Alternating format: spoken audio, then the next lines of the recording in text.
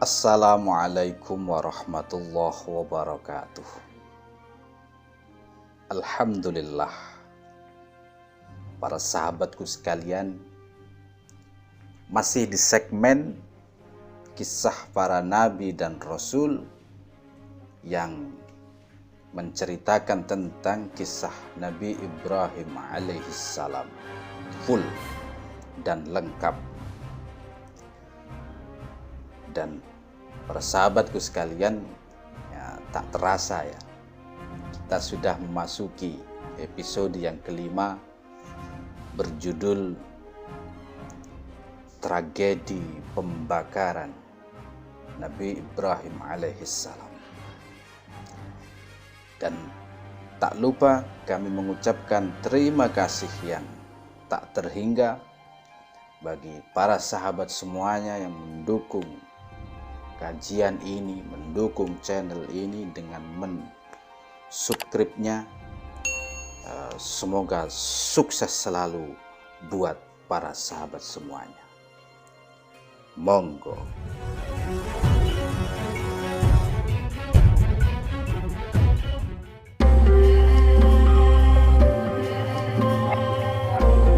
Para sahabatku sekalian, kita teruskan ceritanya.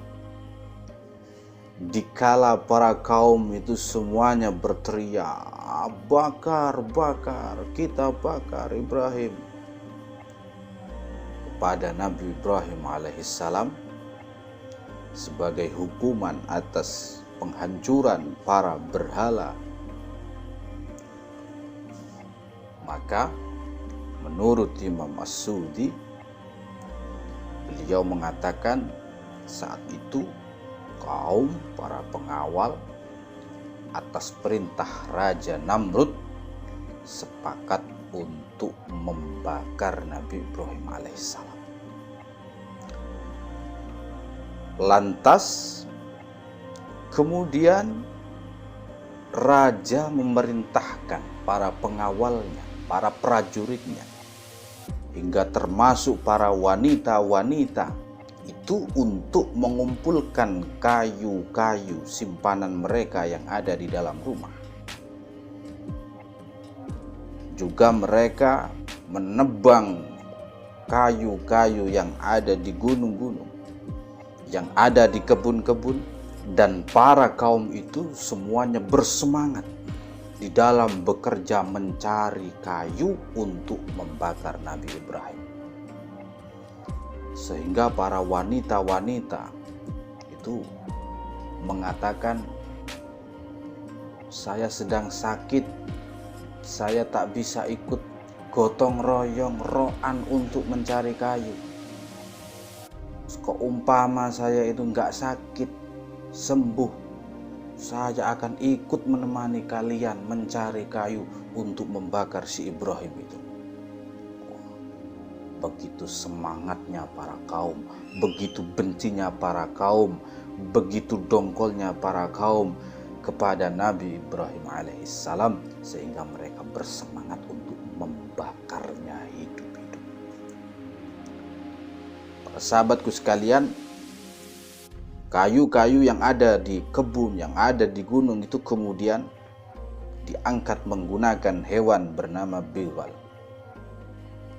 Bighal itu adalah hewan keturunan perkawinan silang antara kuda betina dan keledai jantan, alias setengah kuda dan setengah keledai. Maka oleh sebab itu Allah Subhanahu wa ta'ala memutus keturunan para hewan bighal, alias bighal itu tidak akan bisa mempunyai keturunan. Dan hingga saat ini kita ketahui bahwa hewan bighal itu tidak bisa beranak. Cara pembuatannya ya kawin silang terus. Para sahabatku sekalian, kembali ke laptop. Para kaum, para pengawal itu semuanya kerja bakti memotong kayu-kayu yang ada di hutan, di kebun itu selama 3 bulan berturut-turut.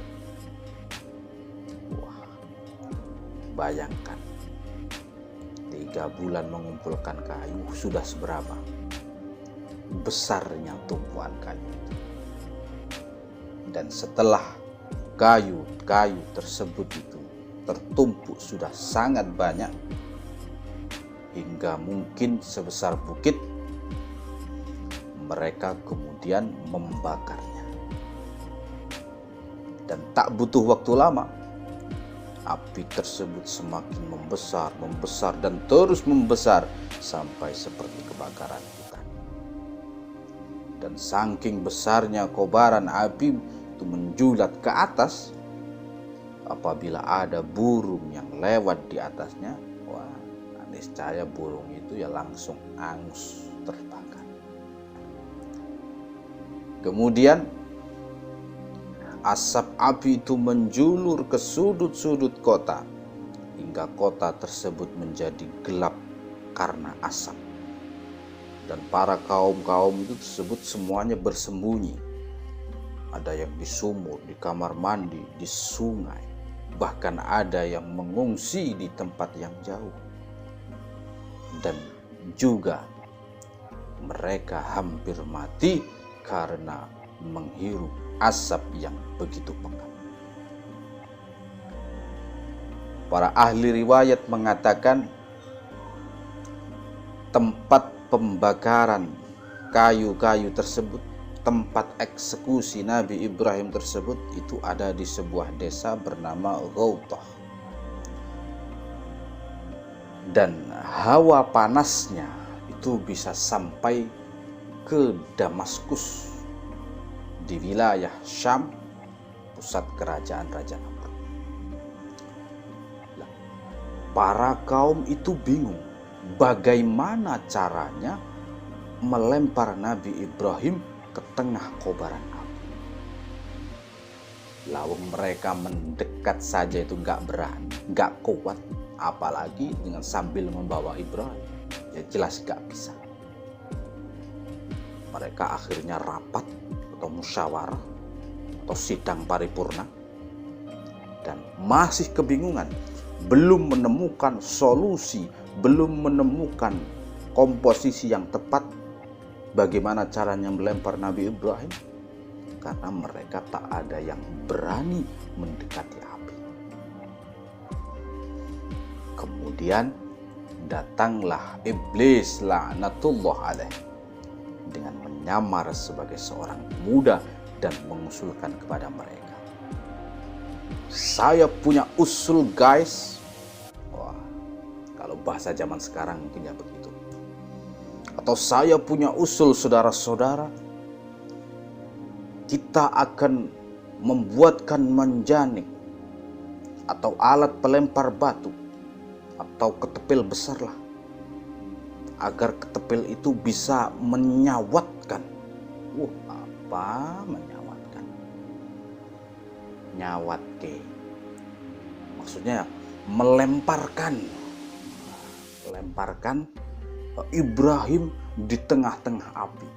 Ya, usulan si iblis itu langsung disetujui oleh para kaum dan Raja Namrud. Dan kenapa si iblis itu bisa tahu ada alat untuk melempar orang, ada manjanik? Karena si iblis ini dulu pernah melihat manjanik tersebut di neraka jahanam buat melemparkan orang kufar di tengah-tengah jurang neraka. Para sahabatku sekalian, setelah si iblis ini selesai membuat manjanik atau pelempar atau ketepil, maka si Raja Namrud juga para kaumnya ini bergembira ria melihat hasil karya iblis tersebut. Wah, bisa sukses ini acaranya. Mereka lantas memasukkan Ibrahim alaihissalam ke dalam peti tabut dan menaruhnya di tengah-tengah manjanik atau ketepil dan siap untuk dilemparkan. Dan saat itu malaikat yang ada di langit ada di bumi itu semuanya menjerit mengadukan kepada Allah Subhanahu wa Ta'ala. Bahkan semua makhluk hewan-hewan mendengar jeritan para malaikat, mendengar nangisnya para malaikat, kecuali ya jin dan manusia. Ilahana wa sayyidana abduka Ibrahim la ya'buduka ghairuhu fil ard fakaifa yarmi finnar. Wahai Tuhanku, wahai pangeranku, bagaimana nasib Ibrahim hambamu, dan hanyalah dia satu-satunya orang yang menyembahmu di bumi.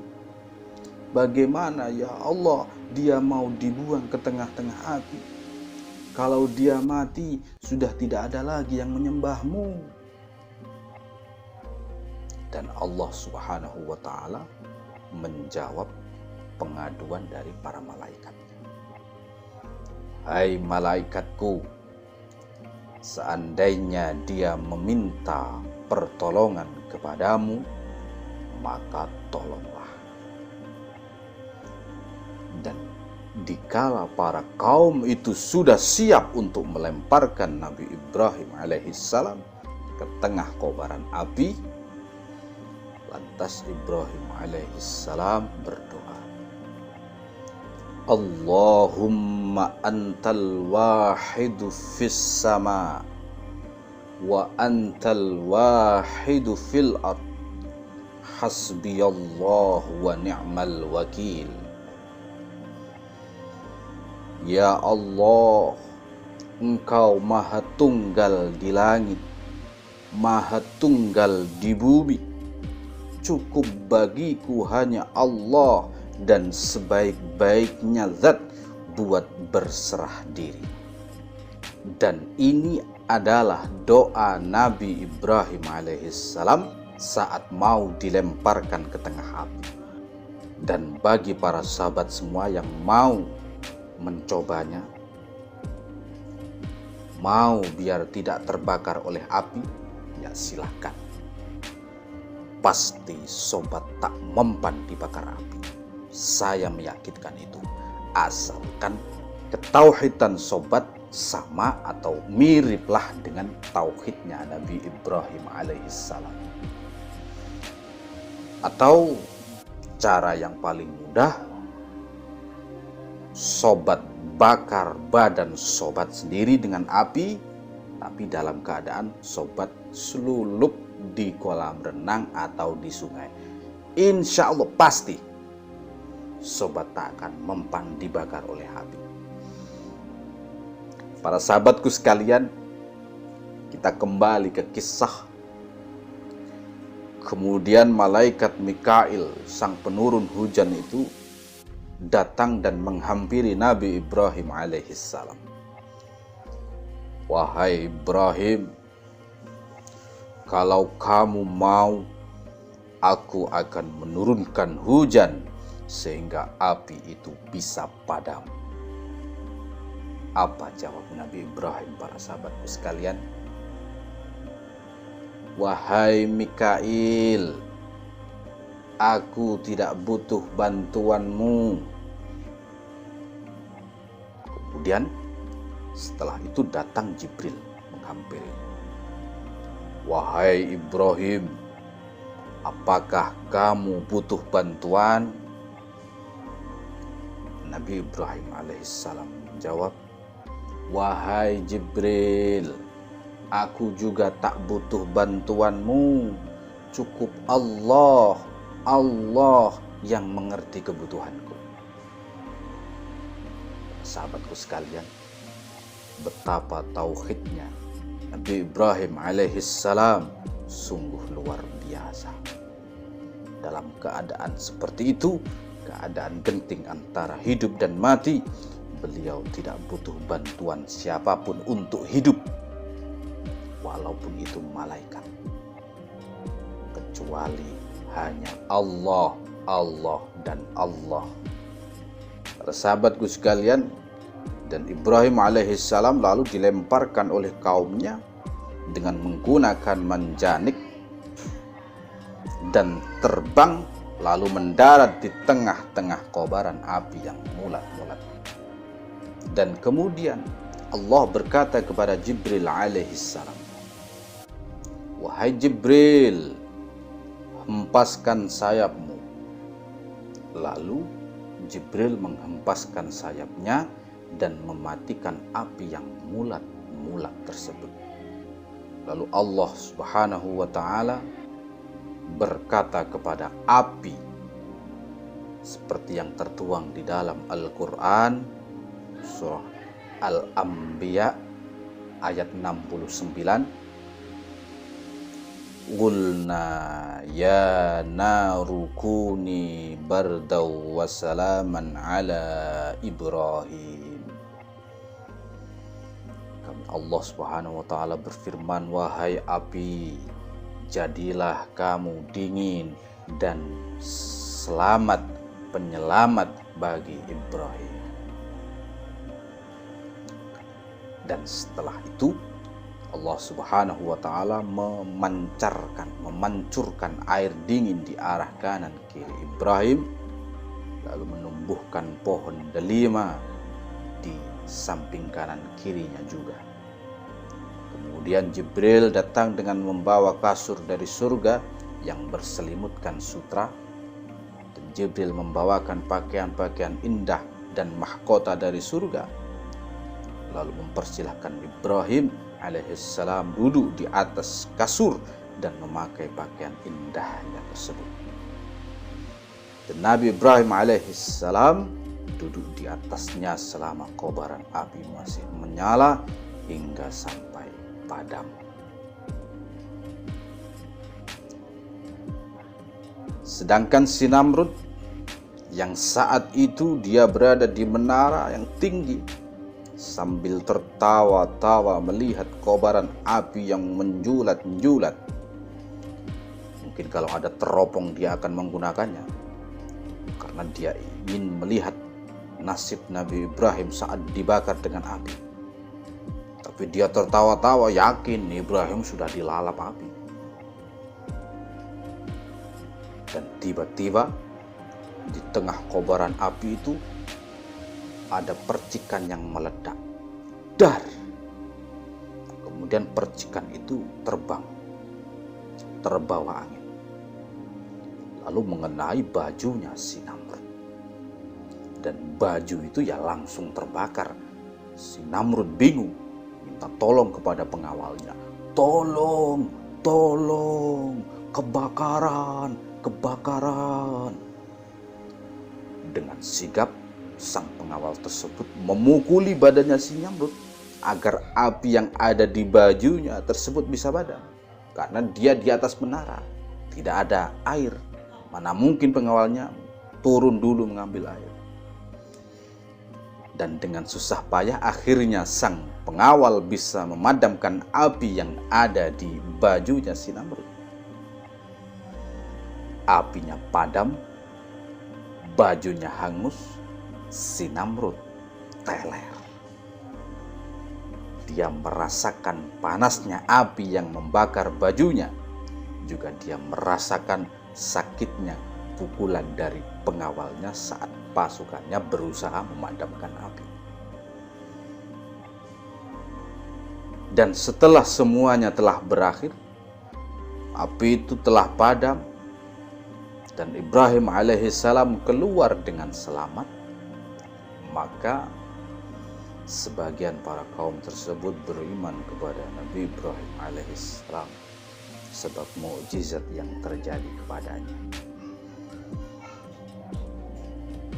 Lalu si Raja Namrud berkata kepada Nabi Ibrahim, dan apa perkataannya? Apa yang terjadi setelah ini? Kita berjumpa di episode yang akan datang. Mohon maaf atas segala kesalahan, kekurangan. Wallahu a'lam bishawab. Wassalamualaikum warahmatullahi wabarakatuh.